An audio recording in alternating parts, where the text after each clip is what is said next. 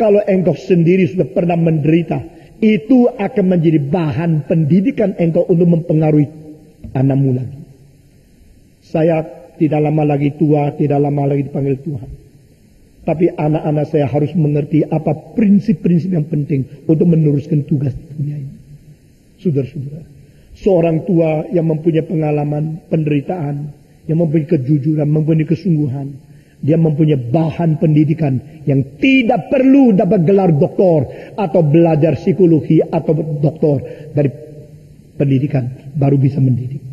Karena itu merupakan sesuatu bijaksana yang lebih penting daripada pengetahuan.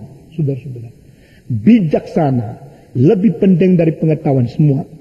Bijaksana lebih penting daripada pengetahuan. Dan bijaksana di dalam Kristen, khususnya perjanjian lama, mempunyai 3 arti. Takut kepada Tuhan, jauh dari dosa, dan kenal kesucian Allah. Sekali lagi, ini berbeda dengan Gerika, berbeda dengan orang-orang filsafat di dunia. Bijaksana kekristenan ini mengerti daripada 3 hal di perjanjian lama. Takut kepada Allah, jauhkan diri dari dosa, dan mengerti kesucian ilahi. Dengan demikian engkau akan mendidik mereka dengan baik. Kristus menjadikan kita adik-adiknya, menyebut kita sebagai saudara. Dan di sini dikatakan, aku akan menaruh kepercayaan kepadamu, dan lagi, sesungguhnya inilah aku dan anak-anak yang telah diberikan Allah kepadaku. Di sini anak-anak siapa? Jangan mentafsirkan ini sebagai anak Allah, anak Yesus ya. Tidak ada. Alkitab tidak pernah mengatakan kita anak Yesus. Kita anak-anak Allah dan menjadi anak beserta Yesus yang adalah anak Allah yang kekal. Saudara-saudara, jadi kita kadang-kadang mendengar ada orang Kristen, saya anak raja, Yesus raja segala raja, saya anak raja, maka patutnya saya kaya, patutnya saya makmur. Itu teologi kemakmuran telah salah, tidak menafsirkan bahwa orang Kristen ada anak Yesus. Tidak ada anak Yesus, tidak ada anak Roh Kudus. Di sini aku beserta dengan anak-anak. Berarti anak-anak yang Allah berikan kepadaku sama-sama dengan aku menjadi anak. Bukan dengan anak-anakku. Bukan demikian. Jika dia karunia Roh Kudus, katanya ada orang yang bergeloso lalu mengatakan, aku datang kepada anak-anakku. Itu pasti bukan Roh Kudus. Itu roh yang memalsukan diri sebagai Roh Kudus. Saudara-saudara, maka Alkitab mengatakan melalui roh anak kita menjadi anak Allah bersama dengan anak Allah yang tunggal, Yesus Kristus. Sekali lagi, melalui roh anak kita menjadi anak Allah bersama dengan anak Allah yang tunggal, Yesus Kristus. Semua 1, 2, 3. Melalui roh anak kita menjadi anak Allah bersama dengan Yesus sebagai anak Allah yang tunggal atau anak sulung kita. Jadi aku bersama dengan mereka, sesungguhnya inilah aku dan anak-anak yang telah diberikan Allah kepadaku. Allah memberikan anak kepada Yesus Kristus untuk apa? Allah memberikan anak kepada Yesus Kristus supaya Kristus boleh memberikan hidup yang kekal kepada anak-anak itu. Nah saudara-saudara, dengan demikian kita melihat Alkitab jelas memberitahu kepada kita, Yesus sebelum naik ke atas salib, pada pasal 17 Yohanes, dia berdoa dan berkata, aku telah memberikan hidup kekal kepada mereka yang engkau berikan kepadaku. Nah dengan demikian Allah memberikan orang Kristen kepada Kristus menjadi miliknya sesuai dengan perjanjian Allah Bapa kepada anak di dalam pasal 2 daripada Mazmur.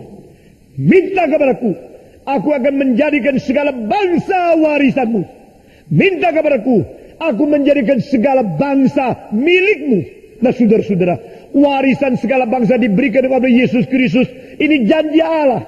Jadi Yesus Kristus berkata, aku telah memberikan hidup kekal kepada mereka yang engkau berikan kepadaku.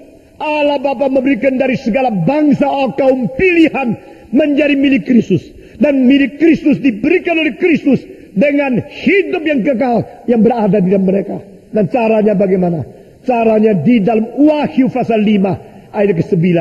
Engkau adalah domba yang sudah disembelih. Dengan darahmu sendiri telah membeli dari segala bangsa, segala bahasa, segala negara, segala sudut manusia dibeli oleh darahmu kembali untuk menjadi milik Allah. Sekali lagi penderitaan. Saudara-saudara, Yesus memenangkan dunia ini, memiliki gereja, memiliki umat Allah, memiliki orang yang diberikan Allah kepada dia. Bukan terima jadi. Tidak ada terima jadi. Tidak ada seenaknya terima jadi di dalam ajaran Alkitab. Tetapi dia melalui perjuangan penderitaan, dia mati di atas kayu salib.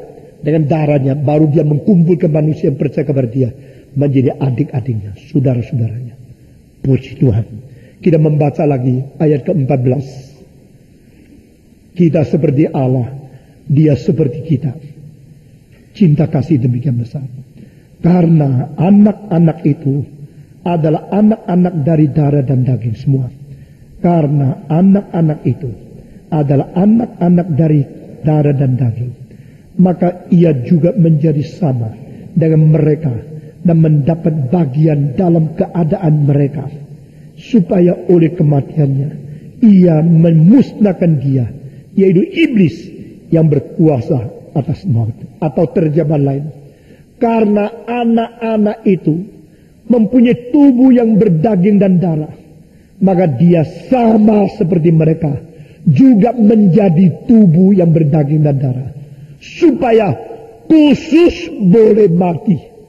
Nah, terjemahan lain ini yang membuat saya tergerak, supaya dia boleh khusus datang untuk mati.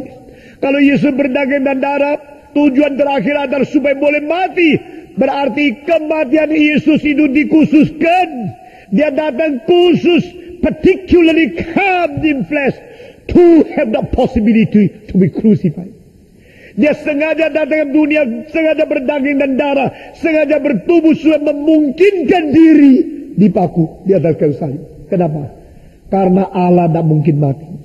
Kalau Allah tidak mungkin mati, mengganti kita untuk menebus dosa kita yang harus mati, satu-satunya jalan, dia menjadi daging yang bertubuh, berdaging dan darah. Cinta kasih Tuhan Yesus sampai sedemikian. Kiranya Tuhan memberkati kita masing-masing, sehingga kita juga mencintai dia kembali, menjadi saudara-saudara yang tidak mempermalukan nama Tuhan. Bapa terima kasih, Bapa terima kasih, Bapa di dalam surga, ku beri terima kasih. Mari kita berdoa bersama-sama. Semua buah suara berdoa. Kiranya Tuhan mengasihi kita, memberikan kekuatan kita mengasihi dia. Setelah kita mengerti berapa besar penderitaan dan kasih Tuhan bagi kita. Mari kita berdoa bersama-sama. Bapa di dalam surga, berkati kami, nyatakan kuasa dan kasih Tuhan di tengah kami. Beri kekuatan kepada kami sehingga kami boleh sungguh-sungguh mengerti dan mencintai Tuhan, sehingga kami boleh membawa akan cinta dan berita Tuhan ke dalam dunia. Dengar doa kami Tuhan, Engkau tidak meninggalkan kami, tidak membuang kami. Nyatakan kuasa dan kemuliaan di tengah kami. Berkati kami sehingga cinta kasih Kristus yang menjadikan kami saudara-saudara Tuhan Yesus boleh sungguh-sungguh menjadi anak-anak yang baik. Jangan meninggalkan kami Tuhan.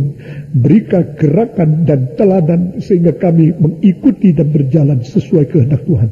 Karena ini adalah sewajarnya bagi kami yang disebut anak Allah.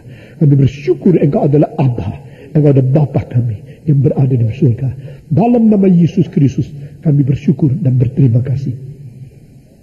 Amin.